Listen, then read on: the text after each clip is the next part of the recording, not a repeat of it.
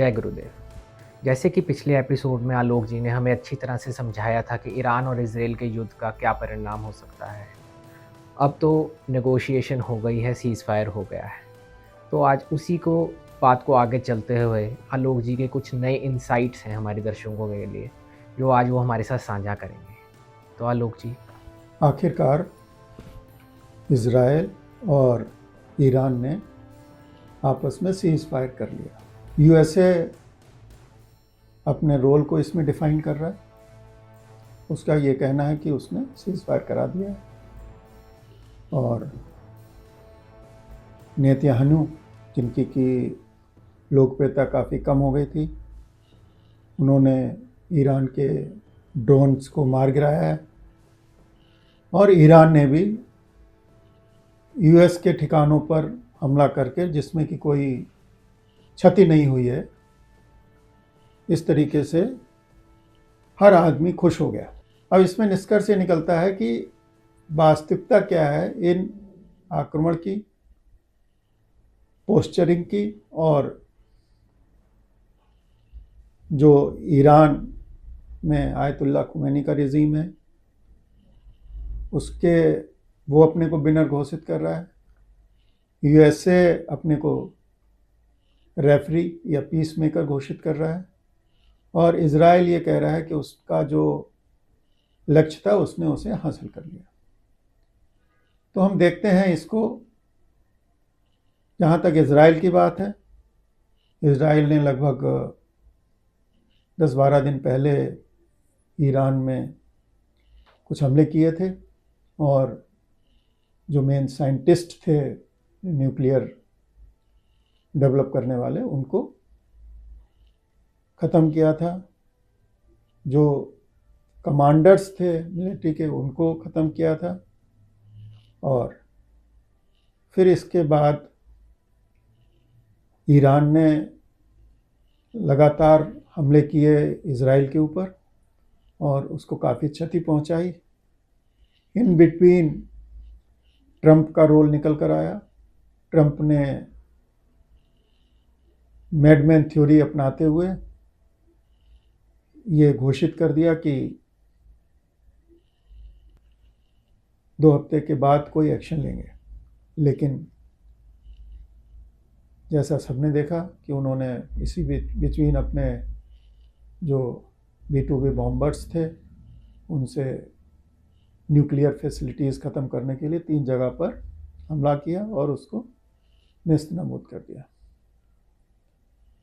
तो ये जितनी भी वारदात हो रही हैं, तो पहला तो इसमें लक्ष्य उसका ये था अमेरिका का। जहाँ तक अमेरिका का रोल है, तो काफ़ी समय से हम देख रहे हैं कि ट्रंप जब से दूसरी बार चुनकर आए हैं तो ही इज़ बिहेविंग अनप्रेडिक्टेबल। उनको कोई प्रेडिक्ट नहीं कर सकता है। उनकी पोजीशन ये शीशा जैसे होता है कि एक तरफ आपने किसी चीज़ को झुका दिया, फिर उठा दिया, फिर झुका दिया, उठा दिया। जैसा कि उन्होंने टैरिफ पर किया। टैरिफ के लिए बहुत हाई टैरिफ सब जगह लगा दिए। उसके बाद जब उस पर एजिटेशन हुआ, उनको लगा कि ये प्रैक्टिकली पॉसिबल नहीं है, तो वो कुछ कुछ महीनों का उस टैरिफ में रिलीफ देते आ रहे हैं। इसी प्रकार से यूक्रेन में जेलेंस्की के साथ उन्होंने किया। जेलेंस्की आए, उनके साथ बैठ के बात हुई और उन्होंने जेलेंस्की को बहुत बुरी तरीके से निगलेक्ट करते हुए, एक तरीके से इतना अपमान इंटरनेशनल परिदृश्य में कम ही लोगों का देखा गया है। और उसके बाद फिर जेलेंस्की के साथ उन्होंने रेयर अर्थ पर समझौता कर लिया। अभी जो ट्रंप के एक्शंस हैं वो हमको मैडमैन थ्योरी के हिसाब से दिखते हैं। तो ये जो आपने बताया मैडमैन थ्योरी आलोक जी, हमारे दर्शकों को बताइए कि ये वास्तविक में है क्या और ट्रंप क्या कर रहे हैं।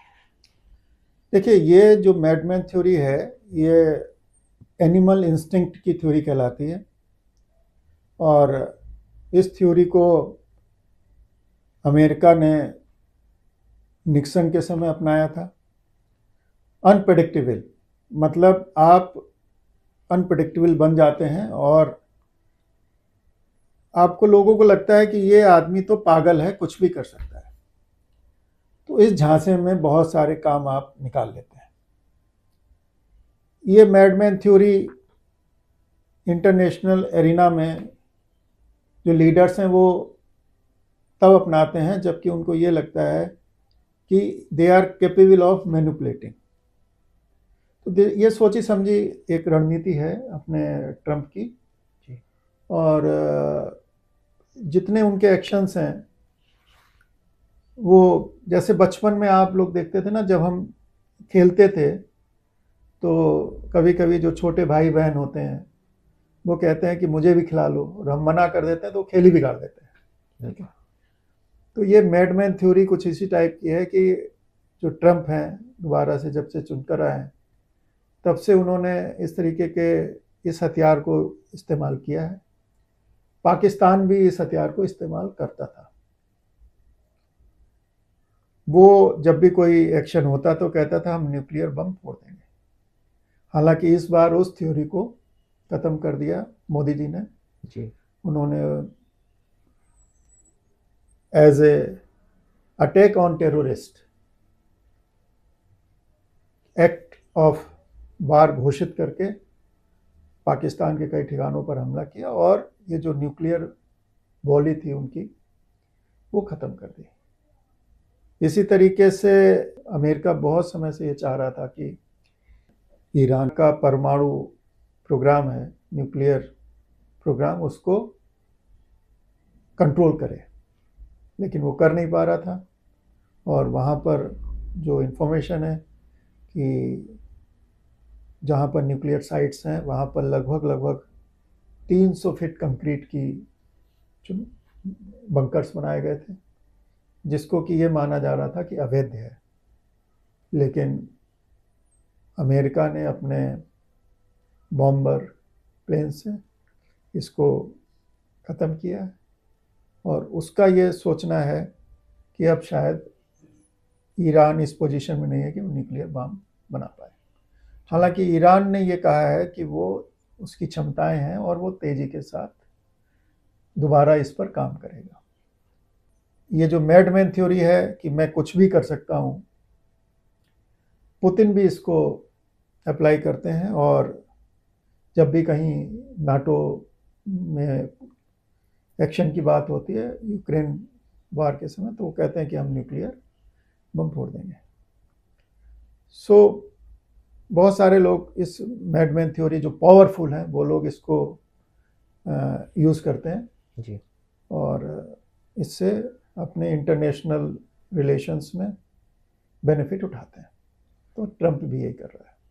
तो क्या हमारे ऐतिहासिक ग्रंथों में भी इस तरह के कुछ वाक्य हैं जिससे हम कर सकें कि ये मैडमैन थ्योरी मतलब पुश्तों से चली आ रही है? देखिए,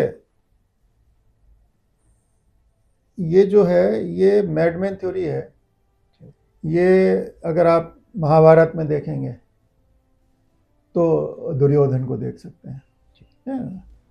वो भीष्म पितामह, द्रोणाचार्य, धृतराष्ट्र, तो उसमें अपने को वो ये धमकी देता था कि अगर आपने ऐसा नहीं किया तो मैं सुसाइड कर लूँगा। इस बात के प्रमाण है महाभारत में।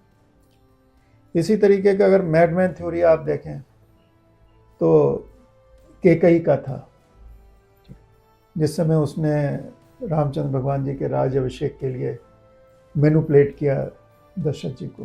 तो वो भी एक तरीके की दैट इज़ द थ्योरी कि you want to achieve something after putting a trigger on your head itself, right. तो इसको मैडमैन थ्योरी, या तो आप ट्रिगर दूसरे के सर पर रख दीजिए या अपने सर पर रख लीजिए। तो ये दोनों ही, तो इतिहास में इसके बहुत प्राण, आजकल तो घरों घरों में देखते हैं जी। बच्चे धमकी देते हैं अपने पेरेंट्स को कि आप ये कर दो वरना मैं ये कर लूँगा जी, वरना मैं छत से कूद जाऊँगा जी। है। तो ये सब चीज़ें हैं, लेकिन इंटरनेशनल एरिना में बहुत समय से ये थ्योरी अप्लाई नहीं होती थी और यूएसए जैसे एक समर्थ देश के लिए इस तरीके की हम लोग कभी नहीं सोचते थे कि ये मैडमैन थ्योरी अप्लाई करेंगे। तो भारत के लिए बाकी देशों के लिए ऐसे इंसान से निगोशिएट कैसे किया जाए? देखिए, इसमें जयशंकर प्रसाद जी ने, जो हमारे एफएम हैं, उन्होंने बहुत सही कहा है कि this is out of syllabus, जी। So you have to behave out of syllabus. अब जैसे ये बड़ा इतिहास में पहली बार ऐसा हुआ है कि जिस समय G7 की मीटिंग ख़त्म कर हमारे प्रधानमंत्री मोदी जी आ रहे थे और उनको अमेरिका के प्रेसिडेंट ट्रम्प का मैसेज गया कि भाई आप आके हमको ज्वाइन कीजिए, तो उन्होंने पोलाइटली उसको डिक्लाइन किया। जी। इसी प्रकार से जिस समय भारत और पाकिस्तान का युद्ध हो रहा था तो अमेरिका ने क्लेम किया कि ये हमने कराया है, तो उसको भी बड़ा पोलाइटली डिक्लाइन किया। तो इसमें you have to understand this and you have to apply your brain, right. जो कि भारत इस समय कर रहा है और जी। बड़ी अच्छी तरीके से कर रहा है। He is in the negotiation table as well as he is not succumbing to the pressures. That's true. So that is the only way to deal with it. चलिए आलोक जी, आपने कॉन्सेप्ट इतनी अच्छे से हमारे दर्शकों को समझाया, उसके लिए आपका बहुत बहुत धन्यवाद। जय गुरु। जय गुरु।